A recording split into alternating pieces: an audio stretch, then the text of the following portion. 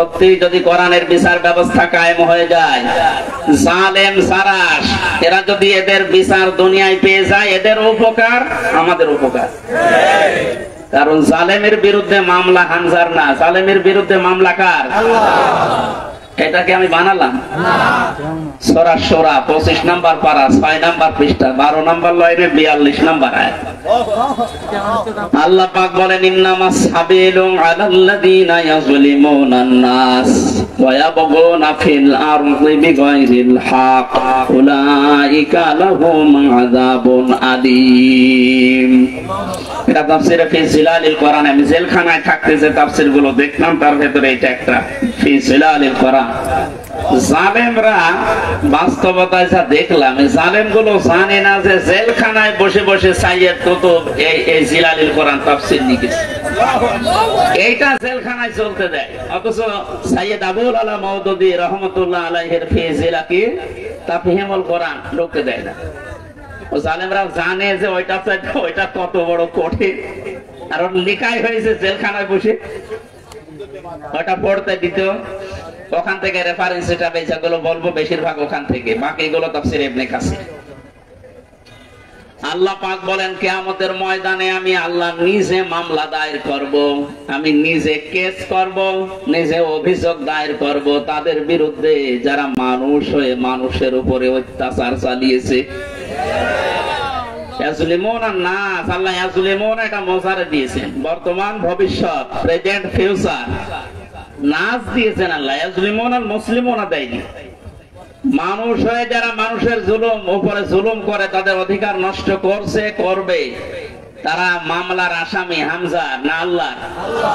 তাহলে বাংলাদেশে এই 15 বছরে আপনি যা করেছেন মানবতার সাথে, আপনি শুধু হামজার একা মামলার আসামি না, কিয়ামতে আপনি 15 কোটি মানুষের এবং আল্লাহর মামলার আসামি। আল্লাহর মামলার আসামিদেরকে আমরা এই মুক্ত স্বাধীন দেশে আর দেখতে চাই? কোনো দরকার নেই। শয়তান যেমন আল্লাহর গজব প্রাপ্ত, এগুলো আল্লাহর গজব প্রাপ্ত। শয়তান একজনের সাথে দোস্তি করেছিল, সারাদিন বন্ধুত্ব করার পরে সন্ধ্যাবেলা শয়তান ওরে ডাক দিয়ে বলছে, বন্ধু সারাদিন তো তোমার সাথে চললাম, ফিরলাম, খেলাম, আমি এখন আর থাকতে চাই না, আমি গেলাম। কেন? আমি তোমার সাথে থাকতে ভয় পাই। আমার সাথে থাকতে ভয় পাও? সারাদিন তো ছিলে, কে তুমি? আমার পরিচয় তো ওইভাবে আগে নাওনি, আমি হচ্ছে ইবলিশ, সুরত ধরে এসেছিলাম। ও তখন আশ্চর্য হয়ে বলে যে, আপনি দূর হয়ে চলে যাবেন আমার কাছ থেকে, আপনার পরিচয় পেলে তো আমি দূর হতাম না। আমি যেতে চাই এই কারণে, কারণ আমি আল্লাহর একটা বিধান মানি নাই। এই কারণে আল্লাহ আমারে একটা সেজদা না মানার কারণে পৃথিবীতে পাঠিয়েছে, তাও লানত দিয়ে। আমার নাম মারদুদ, আমার নাম রাজিম, কত রকমের নাম আমার উপরে দিয়ে আল্লাহ আমার বিদায় দিয়েছে। আর আজকে 17টা সেজদা ফরজ ছিল তোমার প্রতি, একটা সেজদাও দাও না। আল্লাহ রাগ করে তোমার উপরে যে গজব নাযিল করবে, ও গজবে আমি শয়তানও পড়ে যাব। ও আল্লাহর একটা বিধান লঙ্ঘন সেজদা, এটা লঙ্ঘন করে যদি ভয় পায়, এই 15 বছরে আপনি 500 বিধানের একটাও মানেন না, আরো মানুষকে মানতে দেন না। এর গায়ে যদি জিন লাগে নিয়ে আসবে মা বাবা আমার কাছে, সূরা নাস আর ফালাক, এমনকি আয়াতুল কুরসি পড়ে ফু দিলে চলে যাবে, এটা আমাদের বিশ্বাস। কেন যাই, আর আমার তো মনে হচ্ছে এই ঘটনাটা বলার পর শয়তান আল্লাহর একটা মাত্র বিধান সেজদা দেওয়া লাগবে এটা মানে নাই, কিন্তু আল্লাহর বিধানের এগেইনস্টে নতুন করে কোন বিধান শয়তান বানায়নি। কথা বুঝতেছে? আল্লাহর বিধানও মানে না, এতটুকু শেষ। এগেইনস্টে নতুন করে কোন বিধান বানিয়ে মানবো এরকম কিছু শয়তান করেনি। তো আল্লাহর এই পৃথিবীতে ক্ষমতা পেয়ে আল্লাহর যে বান্দা নিজে আল্লাহর বিধান মানে না এবং আল্লাহর বিধানের বাইরে নতুন করে বিধান বানিয়ে আল্লাহর বান্দাদেরকে মানতে বাধ্য করে, এটা শয়তানের চাইতে বড়। জিন শয়তান ধরলে তো নাচ ফালাক আর ইখলাস পড়লে চলে যাবে, আর ওরে পুরা কোরআন শরীফ তেলাওয়াত করে ফু দিলেও যাবে না। সুতরাং এইরকম এত বড় শয়তান আমরা আর দেখতে চাই না। মুক্ত যখন হয়েছে আলহামদুলিল্লাহ, কোরআন কি জানিয়েছে বিজয়ের পরে আমরা ওইগুলো এখন শুনবো। আমার কথার অর্থ বোঝেন আপনি? সুতরাং যারা আল্লাহর মামলার আসামি, ছোটখাটো বিষয় এটা না, অনেক ভারী কথা। আপনি আল্লাহর মামলার আসামি হয়ে গেছেন, কিয়ামতে আপনি উকিল পাবেন কোথায়? দুনিয়ার দিকে তাকিয়ে টের পাচ্ছে। 10 দিন আগে যার কথায় হাইকোর্ট, জজ কোর্ট, সুপ্রিম কোর্ট, প্রত্যেকটা কোর্ট ওঠা বসা করতো, এখন তার পক্ষে একজন আইনজীবী দাঁড়াবে, কেউ রাজি না। তার দলের লোক নেই। লক্ষ লক্ষ মানুষ এই পৃথিবীতে তার ভক্ত ছিল, সন্তান। একটা বিচারপতি দাঁড়াবে, একটা উকিল দাঁড়াবে তার পক্ষ নিয়ে, কেউ রাজি নামে জালেমের পক্ষে। এখন ডিম খেতে খেতে মরছে, ডিমটা মুখ দিয়ে খেলিতে হয়, কত জায়গা দিয়ে ডিম খাচ্ছে। ওই জায়গাতে যখন আলেমদেরকে মাথায় দড়ি দিয়ে ছাগলের মতো তুলতেন, আমার মতো মানুষ, আপনি জানেন না হামজা কি, নিজেও বলতো রিমান্ডে, আপনি কিছু করেন না আমি জানি, কিছু জানেন তো আমার হাতে এই যে এটা বাইন্ধে দিলেন, এই তো যথেষ্ট, আমি কি পালিয়ে যাব? পায়ে দিয়েছে ডান্ডা বেড়ি, মাজায় দিয়েছে দড়ি, মনে হচ্ছে ছাগলটা নিয়ে যাচ্ছে। আর ওই কোর্ট চত্বরে মানুষগুলো, কিছু মানুষ কাঁদতো, আর কিছু শয়তান আসে দেখে টিপ্পনি কাটত, যা হচ্ছে ঠিকই হচ্ছে, এবার ঠেলা টের পাও।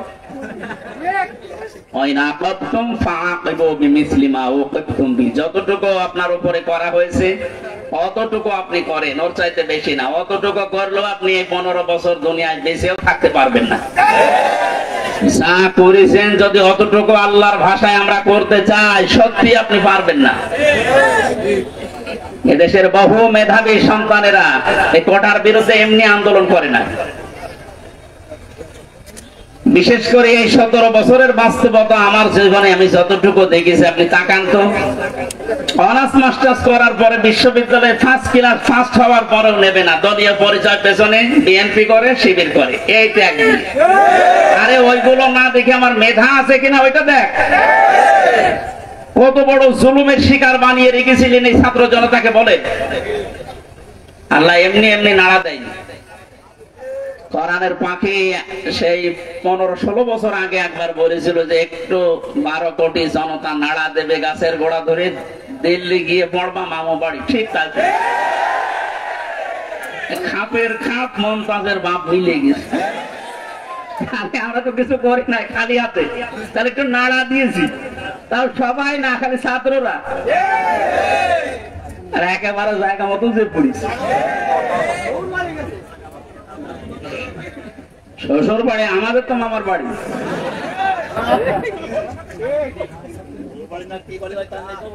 যাই হোক, আমি সে কথা বলতে চাচ্ছি, আমরা কোরআনে কারীম থেকে কথা শুনতে চাই, এবং জালেম যারা তারাও যেন মরণের পরে অন্তত তাদের আর বিচার না হয়, এই জন্য দুনিয়াতেই আমরা তাদের বিচার দেখতে চাই। আপনারা আমাদেরকে শত্রু ভাববেন, আমরা আপনাদের বন্ধু, কারণ দুনিয়ায় উপকার করে দিচ্ছি। এই বিচার না হলে আপনি মনে করছেন মাপ পেয়ে যাবেন, কখনো না। আল্লাহর কাছে যা করেছিলেন ওনাকে বলেন, উনি ইচ্ছা করলে মাফ করে দিতে পারে, কিন্তু হামজার সাথে ব্যারিস্টার আরমানের সাথে যা করলেন, এইটা আমরা যতক্ষণ মাফ না করবো আপনি মাফ পাবেন না। কারণ আপনি আমাকে আর আরমানকে শুধু কাঁদিয়েছেন তা না, আমার স্ত্রীকে কাঁদিয়েছেন, আমার মেয়েকে কাঁদিয়েছেন। আমার ছোট মেয়েটা আজ পর্যন্ত আমার চেনে না, আমার কাছে আসে না, ভয়তে বলে যে হুজুর, ওরকম হুজুর বহু আসে। কারণ সে 8-9 মাস ওরা রেখে গিয়েছিলাম, 3 বছর পর, ওরা এখন 4 বছর বয়স, ও চেনবে কি করি?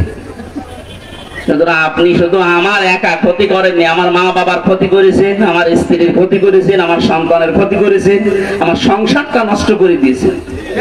সব কিছু এরকম হামজা একা, লক্ষ লক্ষ মানুষ এই দেশে আমার মতো ভিকটিম। আপনি মাপ পাবেন কয়জনে? 1 জন, 2 জন, 5 জন, কয়জন মাফ করতে পারে বলেন? এই লোকটাকে যদি আপনি মেরে ফেলেন তাহলে ওনার বিচার কি? ওনারও মেরে ফেলা লাগবে। ওনাকে যদি আমি মেরে ফেলি, আমার একটা বিচার এই যে আমাকে যদি মেরে ফেলেন তাহলে বিচার শেষ। কথা বোঝেন আমার? আর একটা সিস্টেম আছে, হ্যাঁ, ওনার স্ত্রী, ওনার মা বাবার সন্তান আদি যারা, ওরা যদি মাফ করে দেয় টাকা পয়সা নিয়ে, জরিমানা নিয়ে, তাহলে মাফ হবে। তাছাড়া আর কোন সুরত নেই। ওই 10 বছর, 15 বছর, 18 বছর, 30 বছর জেল দিয়ে লোকটা শুধু জেল খাটাই হবে, তার উপর আবার আরেকটা জুলুম হয়ে যায়। কিন্তু ওনাকে মাপ পাওয়ার জন্য কোরআনে কারিমে হাদিসে যে দুইটা বিষয় আমরা পাই, এক নম্বরে ওনারে মাপ পাওয়ার জন্য ওনারে মেরে ফেলা লাগবে। এক কথা বলে না কেন? ওই নম্বরে শুধু মেরে ফেলা না, ওনার আত্মীয় স্বজন যদি টাকা পয়সা নিয়ে দিয়ে বলে যা মাফ করে দিলাম, ঠিক আছে। তাছাড়া মাপ পাওয়ার আর কোন লাইন আছে? লাইন আছে? ওনার জীবন কয়টা? উনি আমাকে মেরেছে, আমি ওনাকে মেরে ফেললাম, শেষ হয়ে গেল। কিন্তু ওই লোকটা যদি 500 মানুষ 2700 ছাত্র হত্যা করার কারণ হয়, ওকে 2700 বার মারা লাগবে। পরে 2700 বার মারা যাবে? এমনি মরে গেছে, এমনি মরে যাচ্ছে। তো 2700 বার মারা যাবে কোন কায়দায়? একবার মরলে তো শেষ। 2699 বার এখনো মারা লাগবে। তো আমি মারবো কি করে? কারণ এতগুলো মানুষ এই কয়েকদিনে আমার সামনে 14 জন মারা গেছে, বুঝতে আমার সামনে। আমি মরণের পর 5 তারিখে যদি স্বাধীন হয়ে যায়, 6 তারিখে সকাল বেলায় প্রত্যেকের বাড়িতে আমার যা সমর্থ ছিল, এমনিতে আমিও মুসলিম, যতটুকু পেরেছি 2 মাস চলার মতো তাদেরকে দিয়ে এসেছি।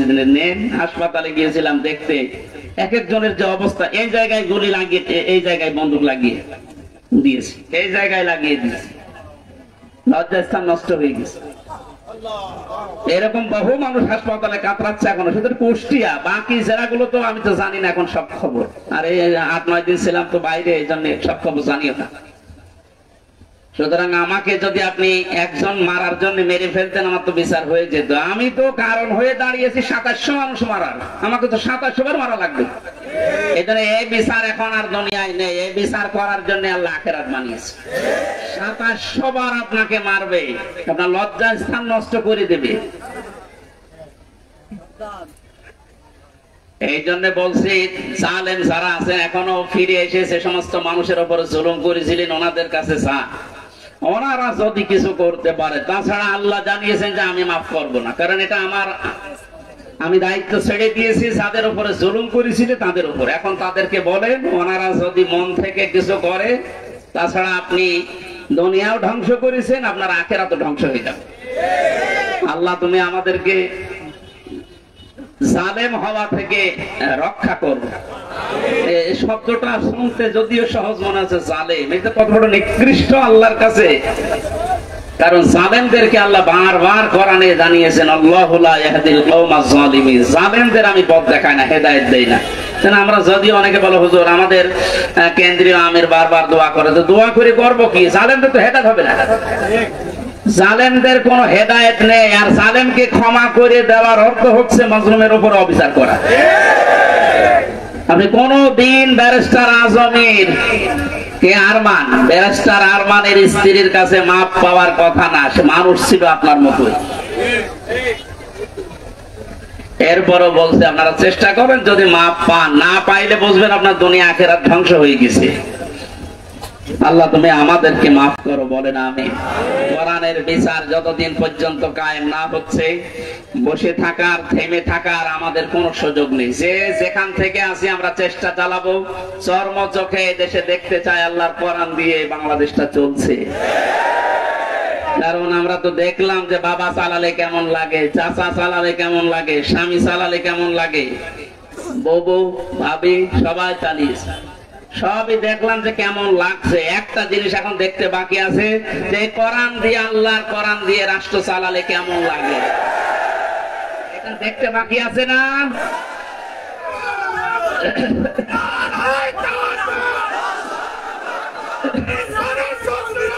আলহামদুলিল্লাহ।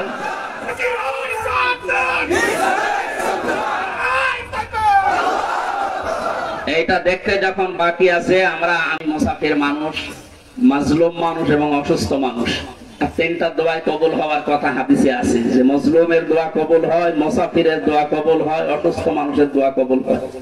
সবাইকে নিয়ে মাগরিবের আগে আমি দোয়া করবো ইনশাআল্লাহ। সূরা নাসরের তাফসীরটা করার পর আল্লাহ যেন চর্ম চোখে অন্তত এইটা দেখে যাওয়ার তৌফিক দেয় যে আমাদের এই দেশটা কোরআন দিয়ে চলছে। কি যে শান্তি পাবে প্রত্যেক ধর্মের মানুষেরা, আমি বলে বোঝাতে পারবো না, আপনি পাবেন ইনশাআল্লাহ। আমাদের আমার হাকামা বিহি আদালত, যেহেতু নবীজি জানিয়েছেন কোরআন দিয়ে বিচার ফায়সালা করলে ন্যায় বিচার পাওয়া যায়। ন্যায় বিচার কি? শুধু নাম শুনে ন্যায় বিচার পেয়েছি 17 বছর আমরা। আমার এক ঠনকো মূল্য চুরি মামলা দিয়েছিল। আমার মামলা খুব কঠিন না, মূল্য চুরি করলে যা হয় ওই রকম একটা। সেই মামলা আমার 30-32 বার হাইকোর্টে ওঠে, সিএম কোর্ট, জজ কোর্ট, হাইকোর্ট, তিনবার হিসাব করে দেখেন 30 থেকে 33 বার উঠেছে। না, হবে না। আর এদিকে প্রতিদিন আপনি টিভির সামনে বসে বলি ছড়ান যে আমরা ন্যায় বিচার কায়েম করছি। এই ন্যায় বিচারের নমুনা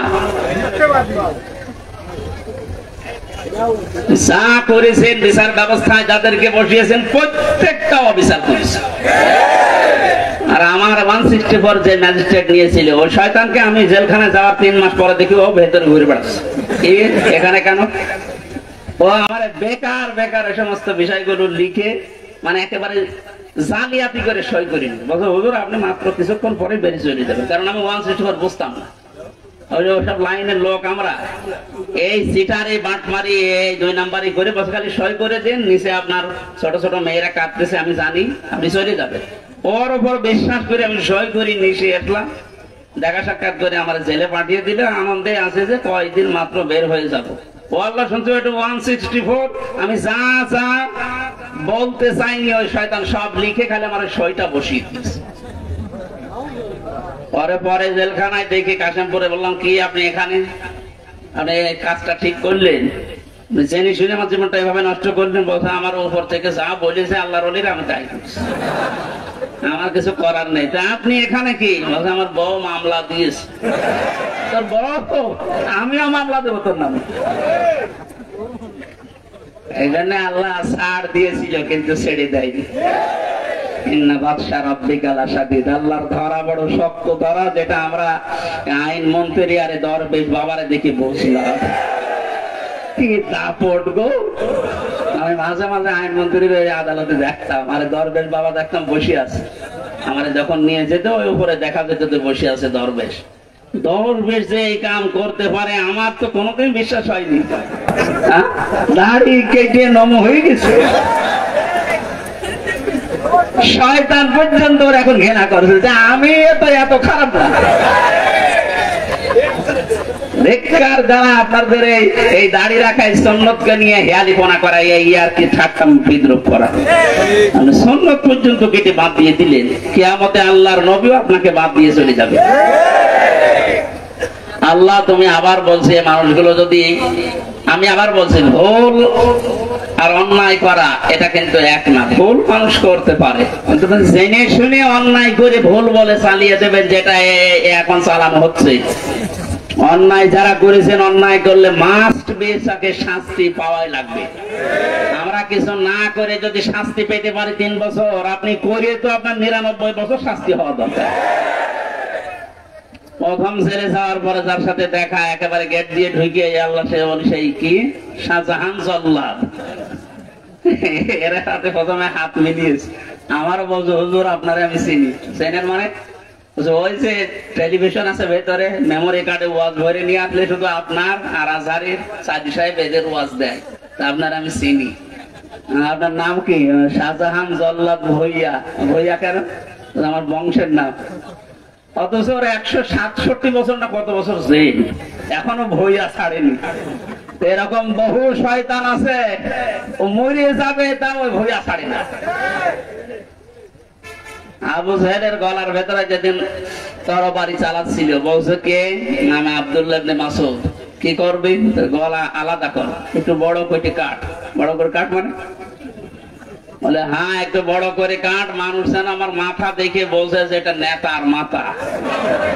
আমার মনে হয় এর মতো এখনো পর্যন্ত অনেক শয়তান, সব শেষ হয়ে গেছে, এরপরও বৃদ্ধি কমছে না। বিভিন্ন জায়গা থেকে ভিডিও বার্তা দিয়ে মানুষকে শুধু উত্তেজিত করছে, আর কোনো লাভ হবে না ইনশাআল্লাহ। আপনি যাই করেন আর কোনো লাভ হবে না, এদেশের মানুষ বুঝে গেছে। ধোঁকা দিয়ে বোকা বানিয়ে বেশি দিন রাখা যায় না। এই জন্য কোরআনের বিচার ব্যবস্থা যদি কায়েম হয়, দল মত এখানে আর নেই। সবাই যেহেতু আমরা মুসলিম, 96% মুসলমানের দেশে কোরআনের বিচার চলবে না মানে? এই কথা বলেন না কেন? এ বিষয়ে কারো দ্বিমত আছে? আপনি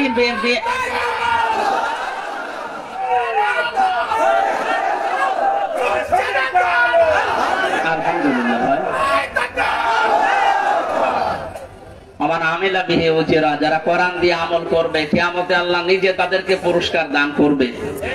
আল্লাহ রাব্বুল আলামিন কোরআনের আমল করার মাধ্যমে পুরস্কার যেন আমাদেরকে দান করেন। আমিন। দুঃখজনক হলো সত্য, 500 আমল আছে কোরআনের। কয়টা? এই দেশে এখন একটাও নেই। সামনে আস্তে আস্তে আমরা 500টা আমলই চালু করব কোরআন দিয়ে ইনশাআল্লাহ। আমান দাআ ইলাইহি হাদা। নবীজি বলেন, তুমি যদি হেদায়েতের উপরে থাকতে চাও, বড় জুব্বা গায়ে দিলে, পাগড়ি মাথায় দিলে, আর রুহুল আমিন ভাইয়ের মতো এরকম মোটা হলে হেদায়েতের উপরে থাকা যাবে? হেদায়েতের উপরে থাকতে হলে কোরআন দিয়ে টাকা লাগবে। আমান দাআ, একালি টান আছে, দাআ ইলাইহি হাদা। কেউ যদি হেদায়েতের উপরে থাকতে চায়, সে যেন মানুষকে কি দিয়ে ডাক দেয়? তাহলে আজকে থেকে আমার দাওয়াতি কাজের মেন টার্গেট হবে কি বলেন তো? নবীজিকে পর্যন্ত আল্লাহ আদেশ দিয়েছেন, ইয়া আইয়ুহার রাসূল বাল্লিগ মা উনজিলা ইলাইকা মির রাব্বিক। হে রাসূল, আপনি তাবলীগ করেন, প্রচার করেন, দাওয়াতি কাজ করবেন কি দিয়ে? সুতরাং আমরা দলমত চিনি না, বুঝি না, এই সব কিছু যেন এই কেন্দ্রিক হয় ইনশাআল্লাহ। ফাকাদ হুদিয়া ইলা সিরাতিম মুস্তাকিম। কেউ যদি হেদায়েতের উপরে থাকতে চায়, কোরআন দিয়ে সে ডাকবে, এবং কেউ যদি কোরআনের ডাকে সাড়া দেয়, আল্লাহ নিজে তাকে হেদায়েত নসিব করে দিবে। সুতরাং আজকে আমরা কোরআনে কারীম দিয়ে আপনাদেরকে ডাক দেব, আপনারা কোরআনের ডাকে সাড়া দেবেন। আমরা প্রত্যেকেই হেদায়েতের উপরে চলতে চাই, সিরাতে মুস্তাকিম আমরা পেতে চাই। আমিন। দরুদ আর সালাম পড়ছি মুহাম্মদ রাসূলুল্লাহ সাল্লাল্লাহু আলাইহি ওয়াসাল্লামের প্রতি। সূরা নাসর পড়েছি, মাদানী যুগের সূরা। কোরআন শরীফে 3 আয়াত বিশিষ্ট 3টা সূরা আছে, আসর, নসর আর কাউসার। কয়টা বলেন তো? নসর মানে সাহায্য, নসর মানে কি? আর নাসর মানে ইগল। নুন সাদ র, নাসর মানে সাহায্য, নুন সিন র, নাসর মানে ঈগল পাখি। এজন্য এখানে যারা তেলাওয়াত করেন এই সূরাটা নামাজে একটু মুখ গোল করে পড়বে। আল্লাহ পাক বলেন, ইযা জা নাসরুল্লাহি ওয়াল ফাত। যখন আল্লাহর সাহায্য আসবে তখন আপনি বিজয় দেখতে পাবেন। যদি আপনি ইযা জা নাসরুল্লাহি ওয়াল ফাত বলেন সিন দিয়ে, যখন ঈগল পাখি আসবে তখন বিজয় পাবেন। পুরা মানে উল্টিয়ে যাচ্ছে। এজন্য একটু খেয়াল করে শব্দগুলো উচ্চারণ করবেন। যেহেতু এটা মাদ্রাসা আপনারা বানিয়েছেন, এলাকার মানুষেরা, আপনাদের একটা সুন্দর অন্তত ব্যবস্থা আছে। এই মসজিদ মাদ্রাসা দিয়ে শুধু ছাত্র ছাত্রী না, এখানে বয়স্ক শিক্ষা চালু করে যারা পড়তে পারেন না তাদেরকেও নিয়ে আসেন, 2-3টা একটা ব্যাচ করে দেন। আমার গ্রামের বাড়ি কুষ্টিয়ার হালসা। আমি একবার যে দেখি মানুষ নামাজে একেবারেই নেই। গ্রামে তো যেতামও কম। মহসিন সাহেবকে বললাম, মানুষজন বহু মানুষ নামাজ পড়ে না। নামাজ পড়ে না এটা এদের দোষ নাই, দোষ আমার। কারণ নামাজ যে কি এটা এরা জানে না, আর নামাজের ভেতরে যে আসলে কি পাওয়া যায় এটা তো এরা বোঝে না। দেখেন আমি ওই ব্যবস্থাটা করে দেই, তখন আর এই 2-5 জন না, কমপক্ষে এই মসজিদে যে 500 মানুষ, ধরো 400 মানুষ চলে আসবে। 2 জন উস্তাদ রেখেছিলাম, নিজের টাকা যা আসতো সব দিয়ে বললাম যে আপনারা পড়ে। মাগরিবের পর থেকে বাবার বয়সী লোক যারা কাজ কাম নেই, সারাদিন মাঠে ঘাটে কাটে, বললাম পড়ে, কিচ্ছু দেওয়া লাগবে না, সব খরচ আমার, আপনার শুধু কোরআনটা শেখে। বলো 2-3 মাস যাবার পরে দেখি মসজিদের চেহারা পাল্টিয়ে গেছে। কিন্তু মাঝখান থেকে যে আমার জীবনে একটা কালো মেঘ নেমে আসলো, ওই গেলাম, ধরে নিয়ে গেল। 3 বছরে যে বন্ধ হয়ে আছে, এখনো চালু করতে পারি নাই, আবার সামনে করবো ইনশাআল্লাহ।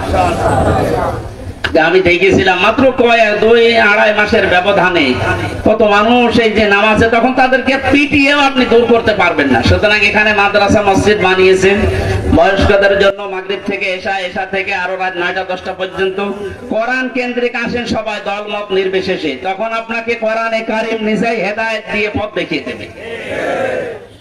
এজন্য তেলাওয়াত শুদ্ধ করা দরকার। এখানে বহু মানুষকে আমি দেখি, একটু বলেন তো ভাই, 7টা আয়াত পড়ে সূরা ফাতিহার 7টা ভুল পড়ে, অথচ 10 বছর নামাজ পড়ছে না। এটা তেলাওয়াত শুদ্ধ করা দরকার।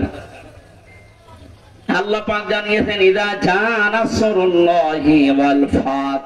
যখন আসবে আল্লাহর সাহায্য তখন আপনি বিজয় দেখতে পাবেন। এতদিন পর্যন্ত আমরা আল্লাহর সাহায্য কি এটা পাইনি, এজন্য বিজয়ও পাইনি। বদরের ময়দানে বিশ্বনবী মাত্র 80 জন মানুষ নিয়ে গিয়েছিলেন, না 313 জন, আর ওদের ছিল 1000 এর উপরে। আল্লাহর পক্ষ থেকে আল্লাহ সাহায্য পাঠিয়েছিলেন, এই জন্য মহান আল্লাহ ওই সময় তাদেরকে বিজয় কি দেখিয়েছিলেন।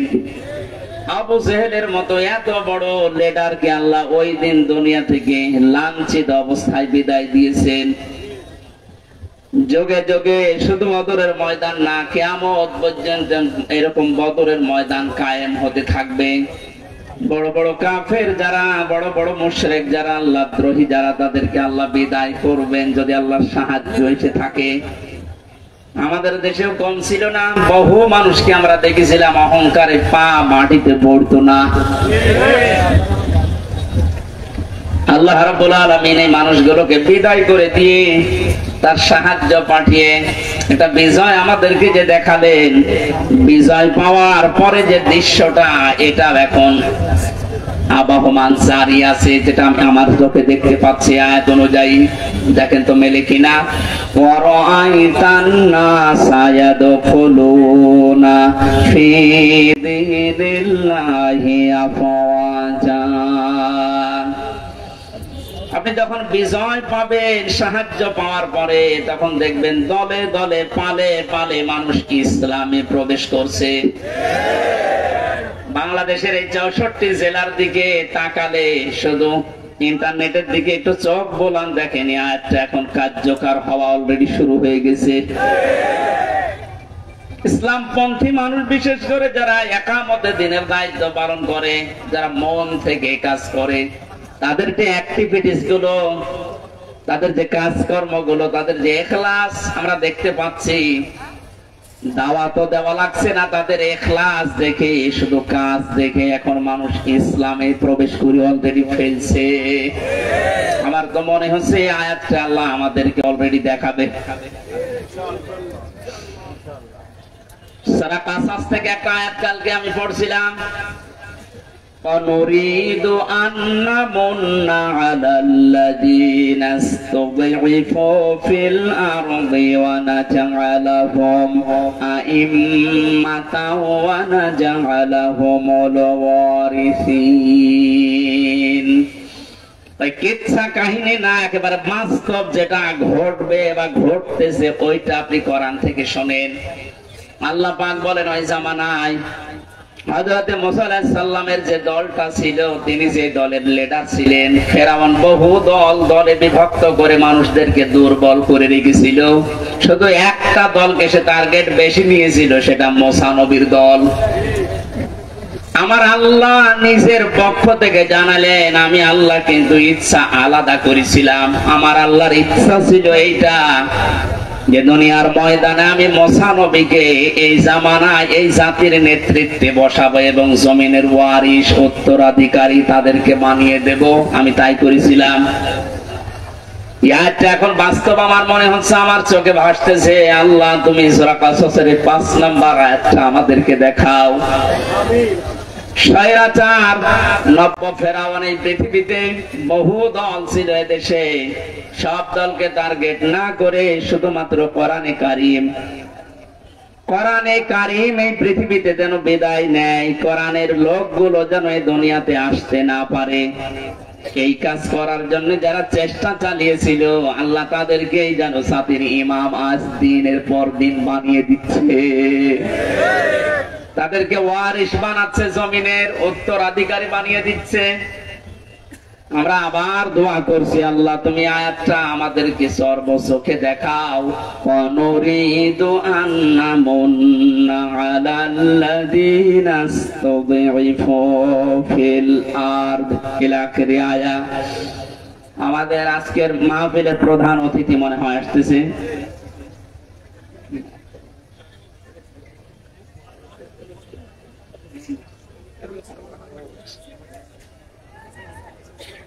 আজকের মাহফিলের প্রধান অতিথি সাবেক সংসদ সদস্য, প্রার্থী ছিল সাবেক, জনাব মোহাম্মদ আব্দুল সালাম, এম এ সালাম বা আব্দুল সালাম ভাই আসতেছেন। আমরা কোরআনের পক্ষ থেকে তাকে স্বাগতম জানাচ্ছে। লিল্লাহি তাকবীর, লিল্লাহি তাকবীর। আব্দুস সালাম ভাইয়ের আগমন কোরআনে কারিমের মাহফিলের পক্ষ থেকে। আপনাদের এলাকার সন্তান, আমি তো পরিচিত না ভাইয়ের সাথে। তাফসীরুল কোরআন মাহফিল উনি শত ব্যস্ততার ভেতরেও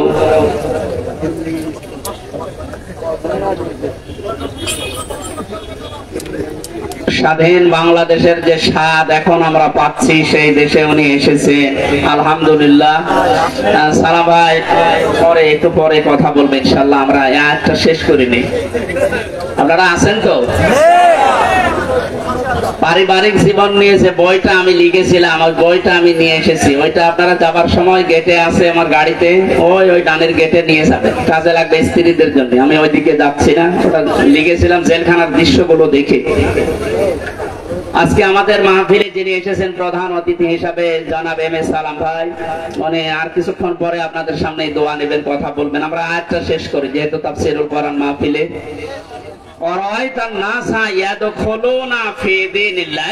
একটু আওয়াজ কম করা লাগবে ভাই,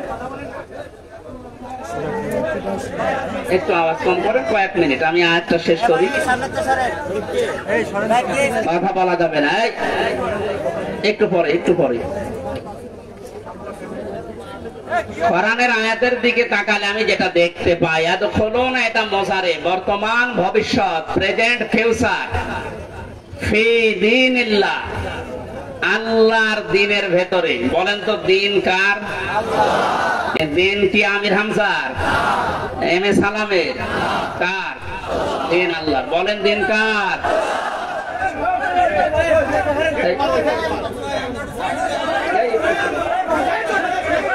পরে পরে